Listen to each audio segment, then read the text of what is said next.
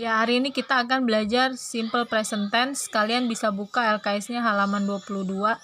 Apa sih simple present tense? Simple present tense itu tenses yang digunakan untuk menggambarkan sebuah kejadian atau aktivitas ya yang dilakukan sehari-hari atau merupakan suatu kebiasaan ya, suatu fakta.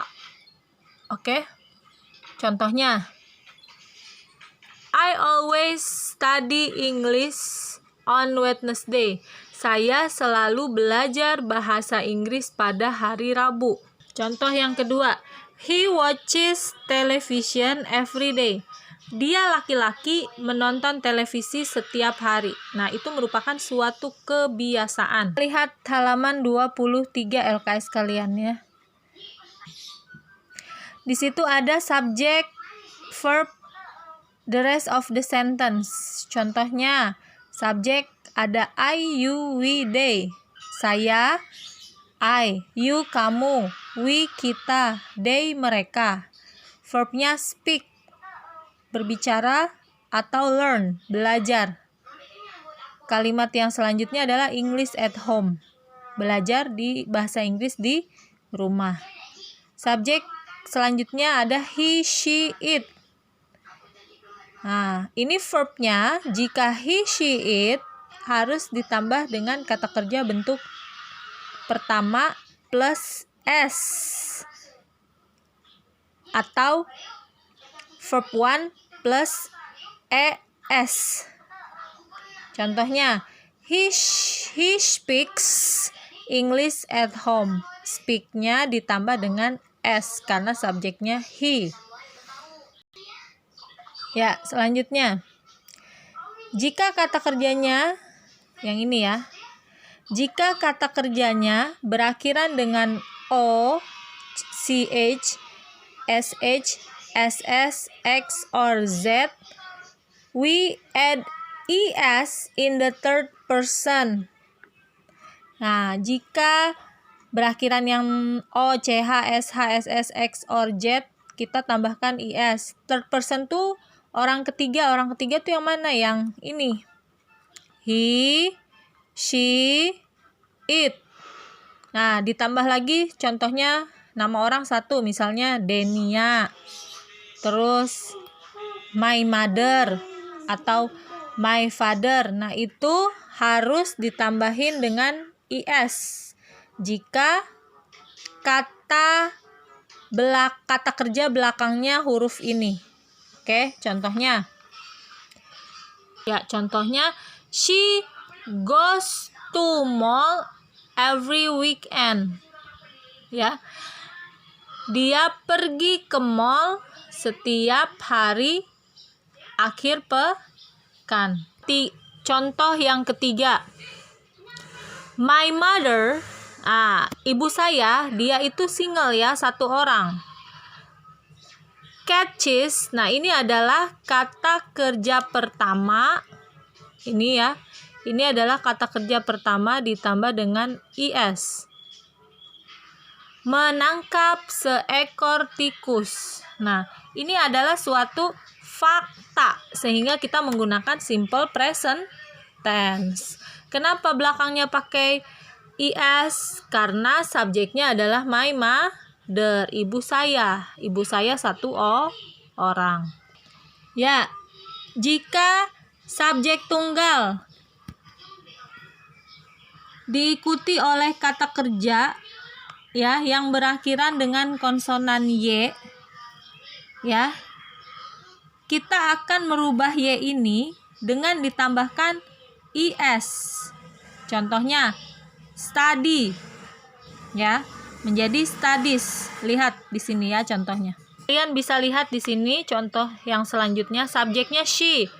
Dia perempuan tunggal ya.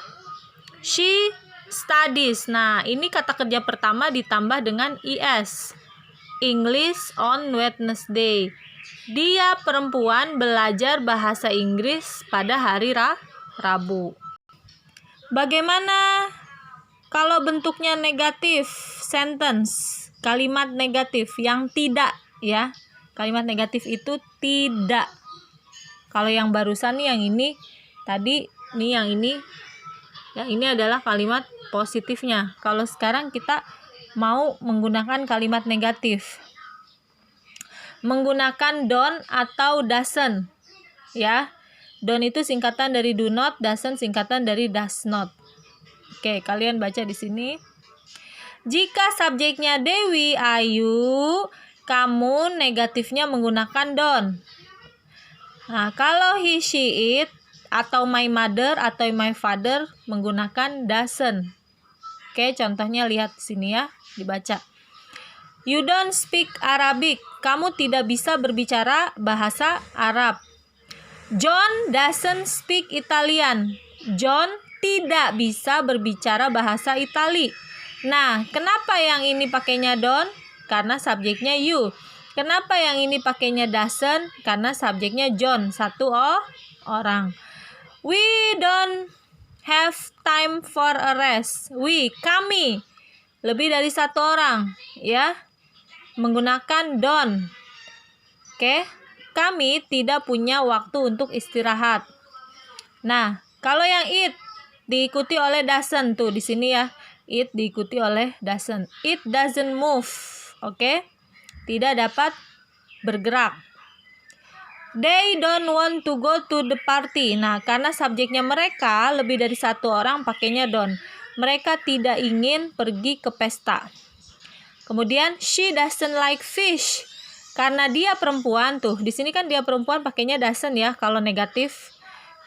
She doesn't like fish. Dia tidak suka ikan. Oke. Ini bentuk negatifnya. Bentuk tanya. Kalimat tanya. Kalimat tanya do atau does-nya di depan. Tergantung dari subjeknya. Apakah subjeknya I, you, we, they? Jika I, you, we, they, subjeknya berarti yang di depan adalah do. Jika subjeknya he, she, it, yang di depan adalah does. Contoh kalimatnya kalau kalimat negatif.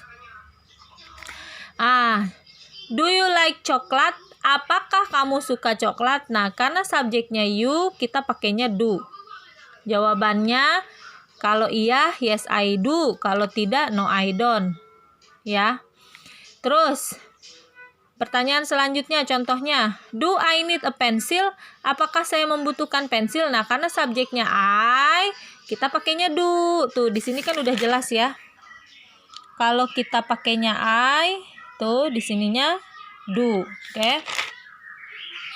Artinya, apakah saya membutuhkan sebuah pensil? Jawabannya yes, you do. Ya, kamu butuh. No, you don't. Tidak, kamu tidak butuh. Oke.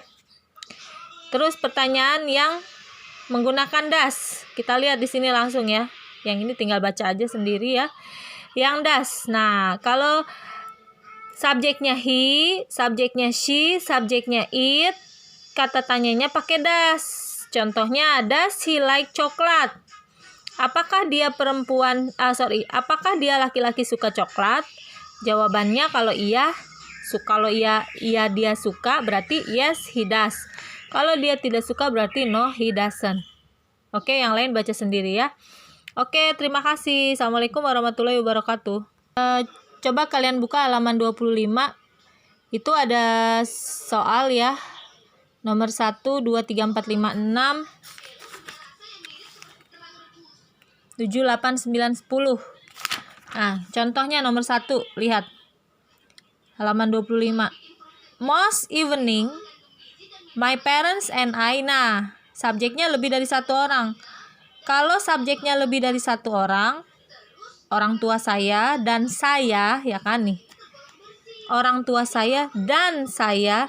Nah, kalian pilih nih kata kerjanya yang mana. Kalau lebih dari satu orang berarti jawabannya adalah it.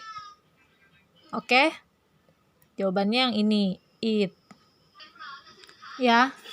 Tadi ini lebih dari satu orang ya. My parents and I, lebih dari satu orang. Yang lebih dari satu orang tuh ada they, we, you, ya kan? Terus terkecuali I yang ini. Saya.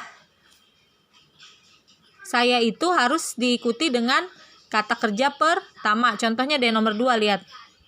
Every day, setiap hari, I.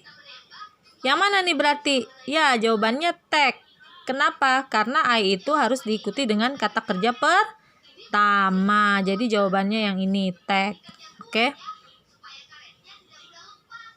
Kalau subjeknya she, dia perempuan, ya. Tadi jangan lupa, kalau she itu